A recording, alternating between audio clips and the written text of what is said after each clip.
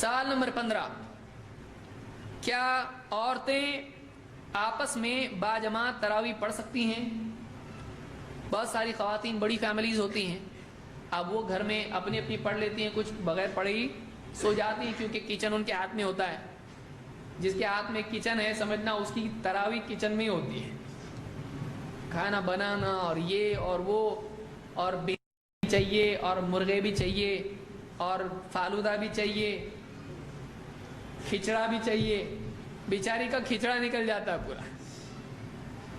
پورے بنانے کے بعد جب سب ہو جاتا ہے، اور حضرت تراویح کے بعد بھی آ کے بچا کے تھوڑا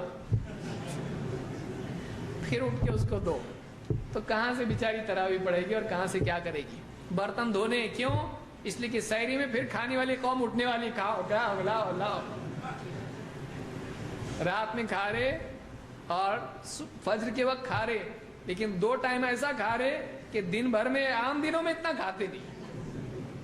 تو عورتیں عام طور سے ہوتا ہے کہ ان کی تراویح کی بڑی مصیبت ہوتی ہے، مردوں کو بھی ان کا خیال رکھنا چاہیے کہ رمضان کو نیکی کمانے کا مہینہ بنائے، کھانا پیٹ میں جمانے کا مہینہ نہ بنائے۔ اتنے کھانے کھا لیتا ہے کہ تراویح میں آتا ہے اور ڈکار لینا شروع کرتا ہے، اور سلام کے بعد جب بعض والا دیکھتا ہے تو بولتا پیٹ ایسیڈیٹی ہو گئی، بہت کیوں ہوئی پیٹ میں ایسیڈیٹی؟ اتنا ڈالا کیوں اندر؟ اتنا کھا رہا ہے۔ مسجد میں افطار کیا، تھوڑا ٹائم ملا اس کے بیچ میں، اذان اور افطار کے بیچ میں باہر جا کے سموسے کھا کے آیا، پھر نماز پڑھا، نماز کے بعد ہاتھ پکڑ کے کسی کا گیا کھچڑا کھایا، پھر گھر پہ گیا، گھر پہ جانے کے بعد میں گھر میں جو بنا ہے اسپیشل وہ کھایا، پھر اس کے بعد تھوڑی دیر بیٹھا، تراویح کے لیے آیا، تراویح پڑھ کے گیا، پھر کھایا۔ کتنا کھا کھا کھا کے پیٹ کہتا ہوگا کیا یہ عام دنوں سے زیادہ رمضان میں جا رہا ہے اندر؟ اس کو ہضم کرنا، اس کو ٹائم ہی نہیں ملتا ہوگا ایڈجسٹ کرنے کے لیے۔ تھوڑا تو فری ٹائم پیٹ کے لیے دیجیے، تھوڑا تو فری ٹائم پیٹ کو ملے۔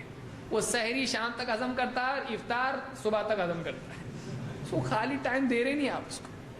تو خواتین کے لیے اس مہینے میں تھوڑا مردوں کو چاہیے کہ ان کی عبادات کی بھی فکر کریں، ان کی عبادات کی بھی فکر کریں۔ ابراہیم کہتے ہیں ان عائشہ سے روایت کرتے فرماتے ہیں ان عائشہ ام المؤمنین رضی اللہ عنہا انہا کانت تؤم النساء فی شہر رمضان فتقوم وسطا۔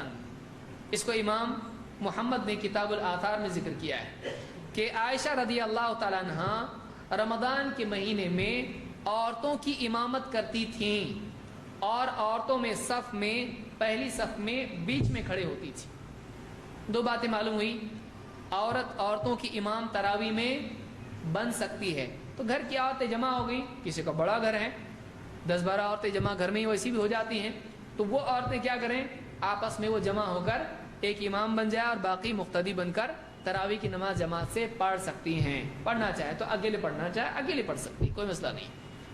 لیکن عورت اگر امام بنے گی تو آگے نہیں کھڑے ہوگی، کہاں کھڑی ہوگی؟